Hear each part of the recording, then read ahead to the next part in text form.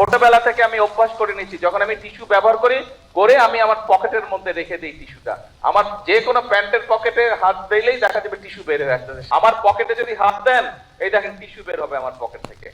এই টিস্যু একটু আগে আমি যে মাটি নিয়ে হাত ধুয়ে এখন এখানে তো টিস্যুটা ফেললে, তাহলে তো আমি আপনাদের যা বলছি আমি নিজেই সেটা মানলাম না। সেই জন্য ছোটবেলা থেকে আমি অভ্যাস করে নিয়েছি, যখন আমি টিস্যু ব্যবহার করে আমি আমার পকেটের মধ্যে রেখে দিই টিস্যুটা। আমার যে কোনো প্যান্টের পকেটে হাত দিলেই দেখা যাবে টিস্যু বের হয়ে আসতেছে। সারাদিনে সব টিস্যু গিয়ে প্যান্টের পকেটে জমা হয়।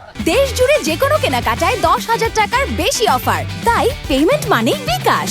রাতে যখন বাসায় যাই, আমি রাত্রে বাসায় গিয়ে ডাস্টবিনের মধ্যে বা যেখানে ময়লা ফেলার জায়গা সেখানে আমি টিস্যুগুলো নিয়ে ফেলে দিই, সারাদিনের ব্যবহৃত টিস্যু। কাজেই আমি এই কাজটি চেষ্টা করেছি, আমি আস্তে আস্তে আমার মধ্যে এই অভ্যাসটা গড়ে তুলতে সক্ষম হয়েছি।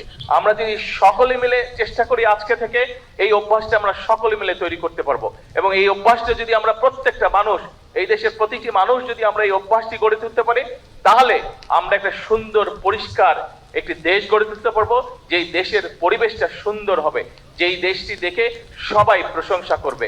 নিজের দেশের মানুষ যেমন প্রশংসা করবে, একইভাবে বিদেশ থেকে যারা আসবে তারাও বলবে যে বাংলাদেশ একটি পরিষ্কার দেশ, বাংলাদেশ একটি সুন্দর দেশ, বাংলাদেশের মানুষ তাদের নিজেদের দেশটাকে গুছিয়ে রেখেছে, পরিচ্ছন্ন করে রেখেছে।